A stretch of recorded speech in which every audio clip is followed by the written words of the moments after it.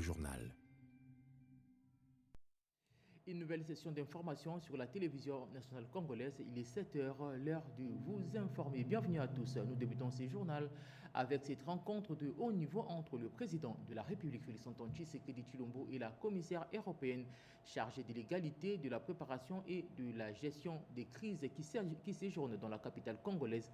À la cité de l'Union africaine, les deux personnalités ont évalué la situation sécuritaire et humanitaire dans l'est de la République démocratique du Congo. Par cette visite, l'Union européenne tente de réajuster sa réponse face à l'urgence suite à l'offensive persistante du M23 au drame des nouveaux déplacés de la population dans l'est de la République démocratique du Congo. D'autres détails dans ce reportage.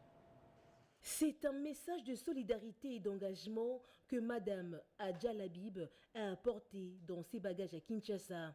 Pour sa première étape d'une tournée régionale qui s'annonce laborieuse, la commissaire européenne n'est pas venue les mains vides. Face à l'urgence sécuritaire et humaine qui prévaut particulièrement après les récents développements militaires dans l'Est.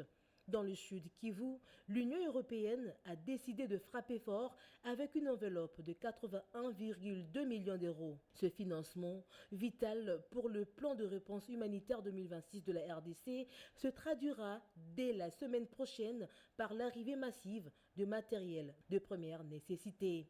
Nous avons passé une journée extrêmement fructueuse ici en RDC, avec tout d'abord le lancement d'une table ronde essentielle dédiée à l'action humanitaire avec les acteurs de terrain, mais aussi avec de hauts représentants du gouvernement. Nous avons analysé les pistes concrètes de solutions pour aider l'aide humanitaire. Il s'agit de matériel, de bâches, de médicaments pour venir en aide aux enfants, aux femmes, les premières victimes finalement de ce conflit qui, nous l'espérons tous, se terminera avec un respect du cessez-le-feu par toutes les parties.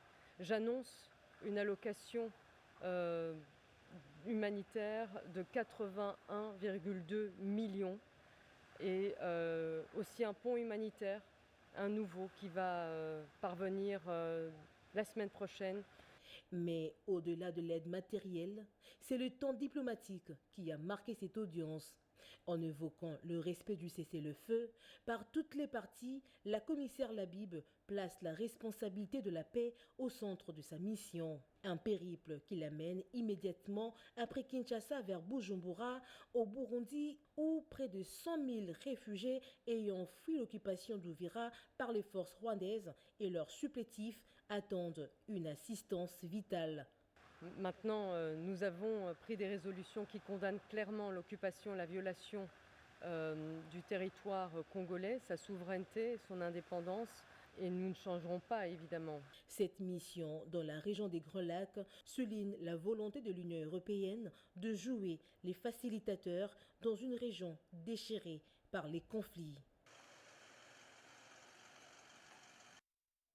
Dans le cadre de ces consultations institutionnelles, le président de l'Assemblée nationale, Aimé Boji Sangara, a reçu une délégation des notables du Sud Kivu ainsi qu'une délégation des professeurs de la grande communauté du Maniema. Ces audiences ont permis de réaffirmer l'engagement de la Chambre basse à accompagner la vision du président de la République, Félix-Antoine Tshisekedi Tshilombo, pour la défense de l'intégrité territoriale. Animbalaka.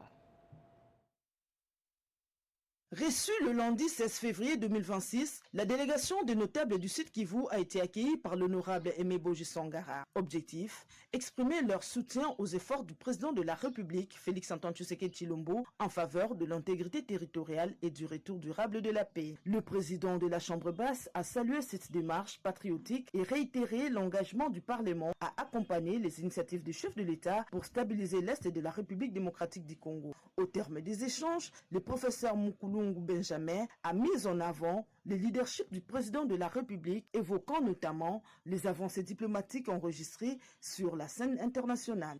Nous, Sud-Kivusiens, patriotes avant-gardistes de longue date et combattants de première ligne, Wazalendo, Mai Mai, Raya Mutungu, avons de bonnes raisons de nous liguer derrière son Excellence Félix-Antoine Tshisekedi Tshilombo, président de la République, chef de l'État, grâce à sa bravoure, sa détermination et son leadership inégalé à la tête de notre pays.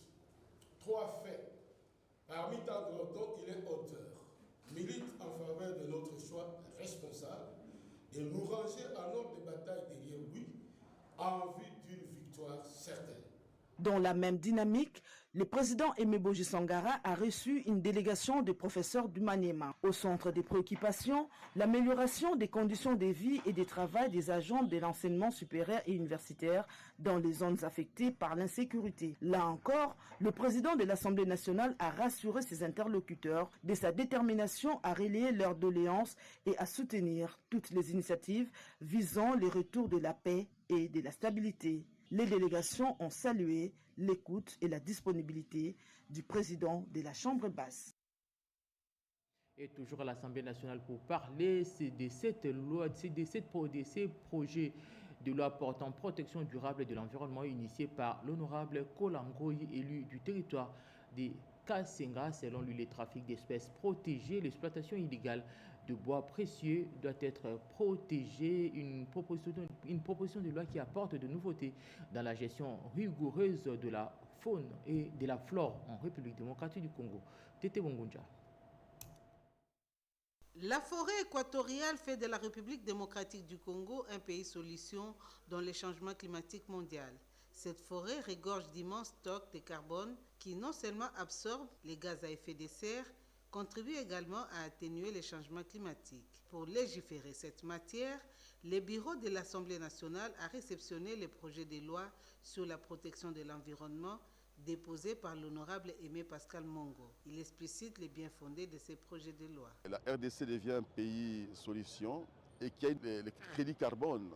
Et donc, il était important pour nous de légiférer dans ces secteurs parce que c'est un secteur qui lutte contre le réchauffement climatique, protège l'environnement et qui a une donne très importante en termes d'économie. C'est une richesse. Et donc il était important pour nous de pouvoir légiférer dans ces secteurs pour le bien de tout le monde, tant pour le bien des communautés propriétaires de toutes ces forêts, pour le bien de la RDC qui est pays solution et pour le bien de tous ces pollueurs de la nature avec des gaz à effet de serre. C'est un problème qui touche au plus haut point tout l'univers parce que plus il y a le réchauffement climatique, vous imaginez la conséquence qui était important pour nous de pouvoir jouer le rôle qui est le nôtre, celui de pouvoir protéger l'humanité entière et nous comme Parlement congolais, légiférer dans ces secteurs qui touchent le crédit carbone, qui est aussi une manne pour nous, mais en même temps qui est une donne importante pour absorber tous ces gaz à effet de serre. Procéder à l'ouverture de la table ronde sur la protection des services de santé et autres services essentiels. En contexte de conflit, ces assises sont organisées conjointement par le gouvernement congolais, l'Union européenne et les comités internationaux de la Croix-Rouge. L'objectif de cette rencontre est de dégager des mécanismes concrets d'appui aux efforts du gouvernement afin de protéger l'accès aux services essentiels dans les zones affectées par les conflits. Emmanuel Commissaire et Joe Patrick Ocon. Face à l'urgence humanitaire dans l'est de la RDC, le gouvernement passe à l'action. Une table ronde stratégique est organisée pour faciliter l'accès aux soins et aux services vitaux en zone de conflit. La première ministre, Judith Suminwa Tuluka, a ouvert ce mardi à Kinshasa la table ronde consacrée à la protection des services de santé et des autres services essentiels en période de conflit. Ces assises réunissent le gouvernement congolais, l'Union européenne et les CICR.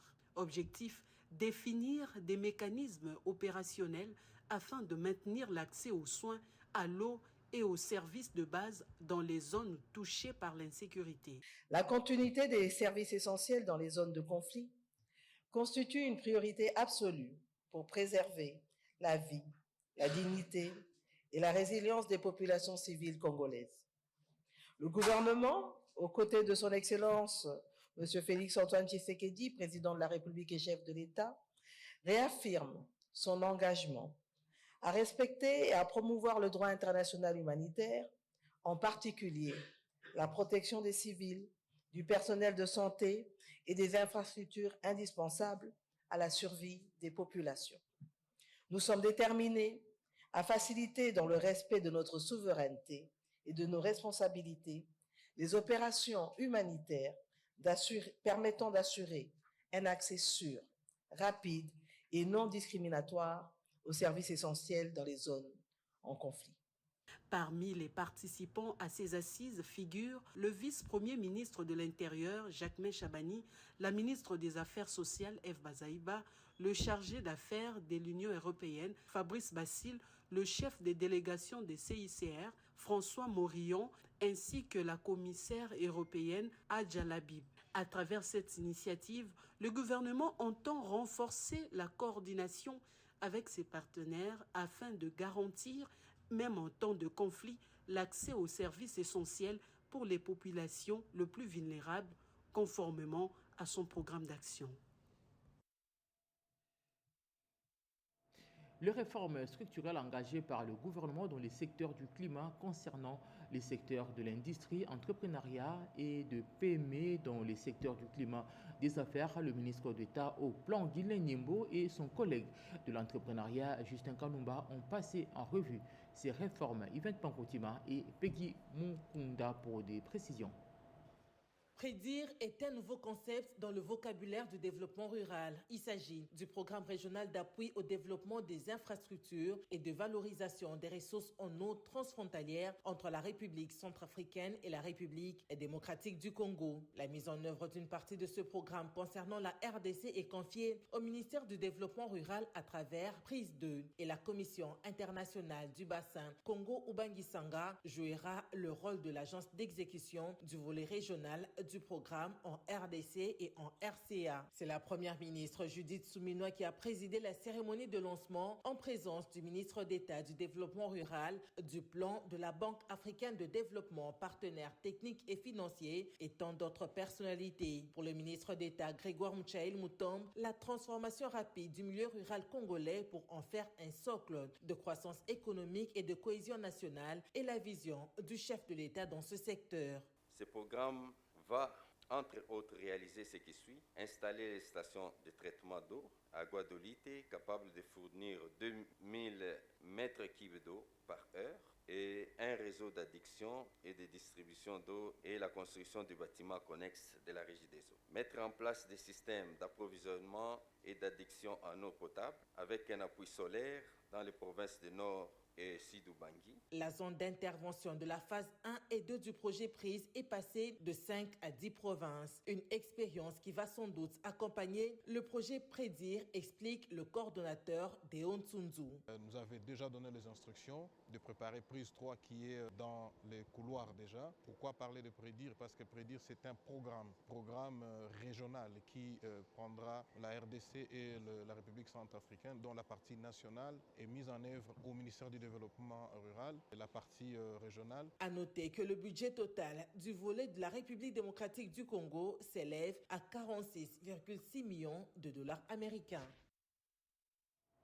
Aux côtés de la gouverneure de la province du Lualaba, le ministre de la Communication et des Médias, Patrick Mouyaya Kanteboué, a lancé officiellement la campagne de la vulgarisation des accords de Washington devant la notabilité du Lualaba. Cette initiative vise à éclairer l'opinion publique sur les enjeux et les retombées de ces accords menant vers la paix et la stabilité en République démocratique du Congo. Reportage. Un seul centimètre du territoire ne peut être valable.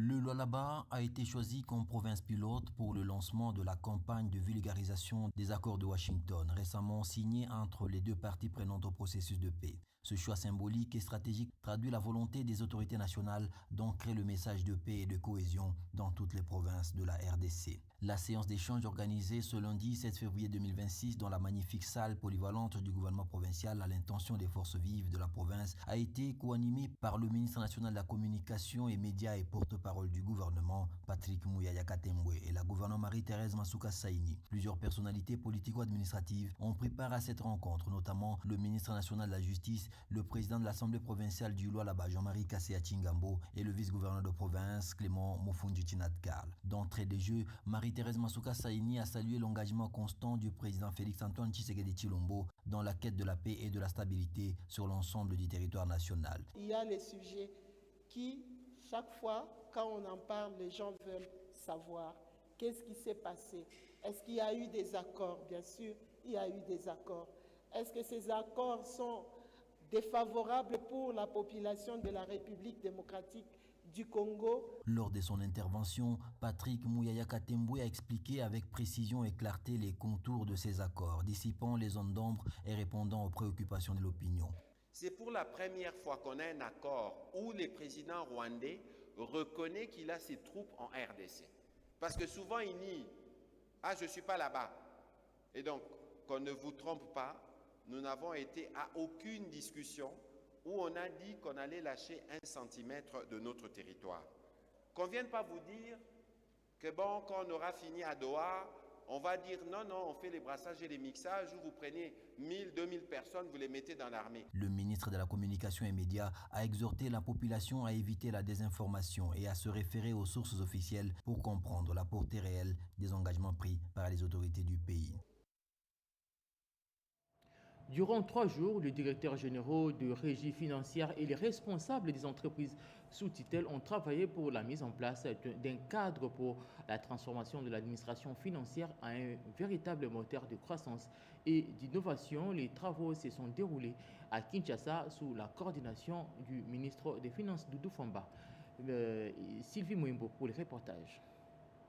Placée sous le signe de la redevabilité, cette journée de clôture de la retraite stratégique des cadres du ministère des Finances, les directeurs généraux des régies financières et les responsables des entreprises sous tutelle a été marquée par la signature des contrats de performance pour l'exercice 2026. Des travaux en panel ont permis aux participants d'échanger sur différentes matières qui lient le ministère des Finances aux différentes structures sous sa tutelle.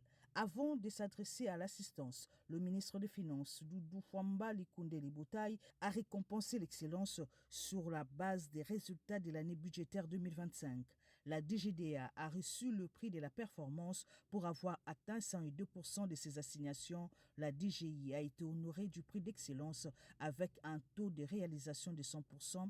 La DGRAD, quant à elle, reçut un prix d'encouragement, l'appelant à intensifier ses efforts de mobilisation.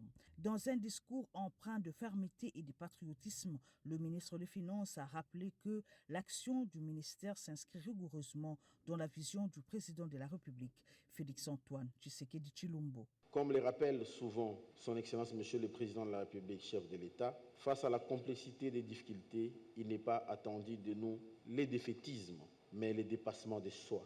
Nous devons mobiliser davantage les recettes publiques tout en préservant les climats des affaires, en luttant efficacement contre la fraude fiscale et douanière. À cet effet, j'invite l'ensemble des cadres et agents du ministère des Finances à cultiver l'intégrité, l'éthique et le sens des responsabilités. L'Argentier national entame ainsi l'année 2026 avec une boussole claire transformée, chaque franc mobilisé à un levier tangible de développement pour le peuple congolais. À Lubumbashi, les travaux de construction du bâtiment qui va abriter les laboratoires modernes d'expertise des pierres précieuses avancent normalement en mission de travail dans la grande province du Katanga. Le PCA du CEAC a inspecté ces installations avant de réceptionner les équipements modernes pour la certification de ces pierres précieuses, nous rapporte Anita Luamba dans ses reportages.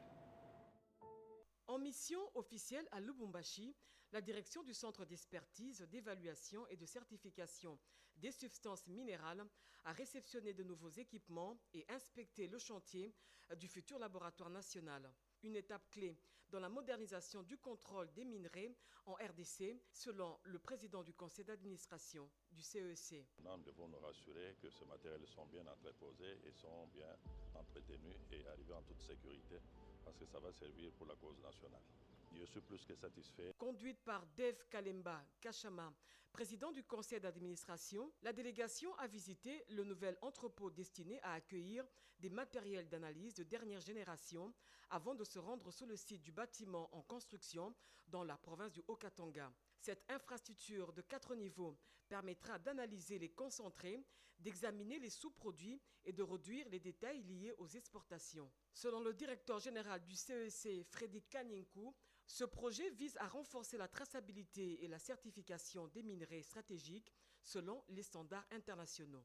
Ces grands laboratoires vont permettre de pouvoir gérer les échantillons en exportation, mais aussi aider les opérateurs miniers lors de leurs travaux de géologie, de ramener des échantillons de carottes au niveau du CSC pour connaître la composition physico-chimique de leurs carottes, mais aussi aider les opérateurs miniers, y compris l'administration de mines. La livraison du laboratoire est annoncée pour le mois de décembre, une avancée stratégique pour la souveraineté minière du pays. Aux côtés du représentant du ministère des Mines, la délégation, conduite par le président du conseil d'administration, a visité les bureaux de la direction provinciale du CEC au Katanga. Gestion des déchets ménagers, le directeur de cabinet de la ministre déléguée à l'urbanisme et habitat Isha Bundu, durant son séjour de travail à Johannesburg en Afrique du Sud, a, au-delà de la visite des installations de l'entreprise Technotech, a échangé avec le responsable de cette entreprise, une visite de partage d'expérience, la possibilité d'un partenariat dans la transformation des déchets en ressources utiles ont été passés au peigne fin. Reportage. Imaginez toutes ces machines de traitement des déchets ménagers installées en République démocratique du Congo. L'idée fait rêver et pourtant, c'est la conviction de la ministre déléguée à l'urbanisme et habitat en charge de la politique des villes, Angèle Bangassayogo. Kinshasa, des routes assainies, des charges publiques entretenues, une brigade de propriété qui redorkine label. Le directeur de cabinet de la ministre déléguée à l'urbanisme, Isha Bundu, a, durant son séjour en Afrique du Sud, initié une itinérance de travail à Technotherm, à Johannesburg, une firme sud-africaine qui se distingue dans le traitement des déchets ménagers, dans la transformation des plastiques en produits ressources, en gaz et énergie électrique, une haute technologie pour la protection de l'environnement. Ces échanges portés par Isha Bundu consistent également à étudier le contour d'un partenariat gagnant-gagnant pour notamment la création progressive de nouvelles chaînes de valeur autour de l'économie verte, une réponse de taille face aux impératifs environnementaux. Ces démarches proactives témoignent de l'engagement de la ministre déléguée dans la mise en pratique de sa politique de gestion de l'environnement, mais aussi d'en faire un moteur d'innovation, d'investissement et de développement durable. À travers cette initiative, l'avocate de la ville congolaise réaffirme sa détermination à inscrire les villes congolaises dans une dynamique moderne, résiliente et responsable où la gestion des déchets devient un facteur de progrès, de dignité urbaine et de souveraineté énergétique. L'initiative de Firmin Vondo, pas un prévenu en prison, se poursuit après Kinshasa. Quelques détenus pour des faits bénins de la prison de la province du Haut-Katanga ont recouvert leur liberté. D'autres détails dans ce reportage. Assainir le milieu carcéral, c'est l'une des missions que s'est donnée le ministre d'État à la justice. La surpopulation de prisons rend la prise en charge sanitaire difficile. Pendant ses vacances parlementaires, le député national élu d'Mpweto, Augustin Katumba Mulumbwe, a rendu visite aux détenus de la prison de la santé à Pweto Centre dans ces territoires situés à plus de 400 km de Lubumbashi. Comme partout ailleurs, les conditions des détentions laissent à désirer. La surpopulation est fortement remarquable. Bien avant, les députés nationaux avaient déjà engagé un plaidoyer auprès des instances judiciaires pour obtenir la relaxation de quelques détenus. Une démarche qui a abouti coïncidant avec sa visite à la prison. Des détenus malades en état de détresse et ceux ayant commis des délits mineurs ont été relâchés. Avant leur mise en liberté, les députés nationaux élus d'Mpweto a sensibilisé et conscientisé ses compatriotes à avoir un comportement responsable, à respecter les lois du pays ainsi que les autorités, mais aussi à prendre conscience de leur avenir futur. Il les a exhortés à éviter de tomber dans les pièges des ennemis du développement, mais surtout à s'approprier le destin d'Mpweto en travaillant la terre et en suivant des formations pour quitter la distraction. Il est à noter que la démarche du député national est à inscrire dans le cadre de l'assainissement de milieux carcéral tel que prôné par le gouvernement national à travers le ministère de la Justice. La province du Maniema, identifiée parmi des zones caractérisées par un fort potentiel de production agricole, c'est ce qui ressort des séances stratégiques menées par une délégation des experts du ministère de l'Agriculture qui a séjourné dans cette partie du pays, une démarche qui rentre dans la dynamique du gouvernement dans la mise en œuvre de sa vision de la revanche du sol sur les sous-sols. Reportage. Une délégation des experts du ministère de l'Agriculture séjourne à Kindu en provenance de Kinshasa, la capitale congolaise. 2 membres de cette délégation ont parlé devant notre caméra après la tenue de la réunion dans l'une des salles de la procure de l'église catholique de Kindu. Monsieur Crispin a précisé leur mission à Kindu est de faire un diagnostic complet du secteur agricole. Son Excellence, Monsieur le ministre de l'État, ministre de l'Agriculture, a déployé les experts du ministère de l'Agriculture dans toutes les 26 provinces de la RDC afin que nous puissions poser un diagnostic objectif pour savoir pourquoi est-ce que le secteur agricole ne marche pas. Par contre, Madame Mungole Mututule Régine a parlé de la campagne agricole lancée dans les 26 provinces de la République démocratique du Congo. Celle-ci porte sur la mise en œuvre de la revanche du sol et des sous-sols. Vous savez que le besoin primaire des Congolais ou de tout être humain, c'est d'abord l'alimentation. Ce diagnostic va nous permettre de vraiment identifier ces problèmes. Qu'est-ce qui ne marche pas ici dans la province du Maniema, malgré toutes ces terres arables que nous avons, pourquoi l'agriculture ne décolle pas, afin aussi d'y apporter des solutions qui répondent effectivement à chaque problème. C'est mercredi 18 février 2026, la Constitution de la République démocratique du Congo totalise 20 ans depuis sa promulgation. À cette occasion, le secrétaire permanent de l'Union sacrée de la Nation, André Mbata Betkomesso, mobilise l'élite intellectuelle à participer au colloque organisé par la Faculté des droits au Palais du Peuple dans la salle des banquets. Robert Ndaye. C'était le 18 février 2006 que la République démocratique du Congo publiait une nouvelle constitution marquant un tournant décisif dans son histoire politique. Ce mercredi 18 février 2026, cette constitution en vigueur totalise 20 ans et l'impact de ce texte fondamental est au cœur des débats.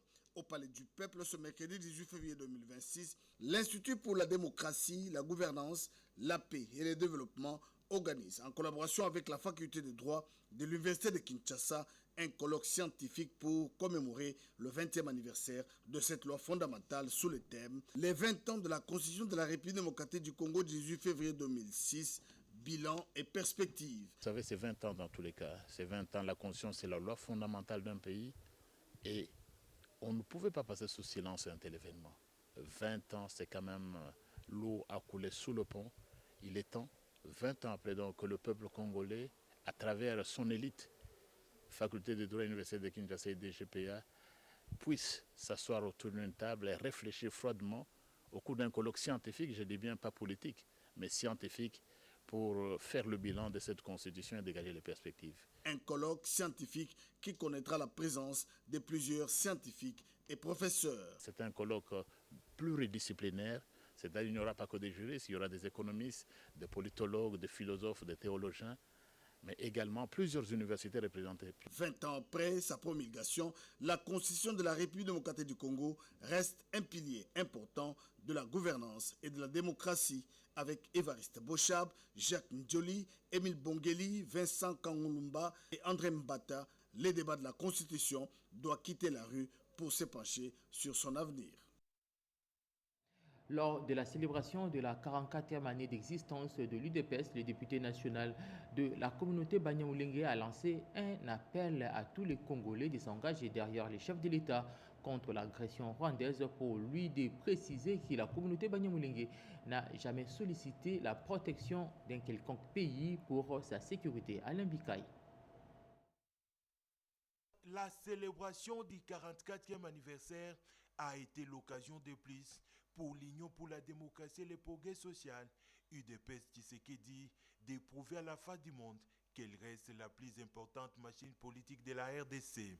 Parti de gauche, membre de l'Internationale socialiste, il a totalisé cette année 44 ans d'existence et se présente comme une formation nationale rassemblant des différentes communautés sans discrimination aucune. Au nom de la communauté Banyamulenge, les députés nationaux élus sur la liste de l'UDPS dans les territoires d'Uvira, Lévi Roque Kangura a appelé les Congolais à se mobiliser derrière le chef de l'État, Félix Tshisekedi, pour défendre le pays face à l'agression rwandaise. Wakati ambao rais tumeanzishwa vita vya uvamizi wa nchi jirani ya Rwanda. Rangeons-nous derrière les chefs de l'État pour défendre le pays contre l'agression rwandaise comme on l'avait fait contre la dictature de Mobutu.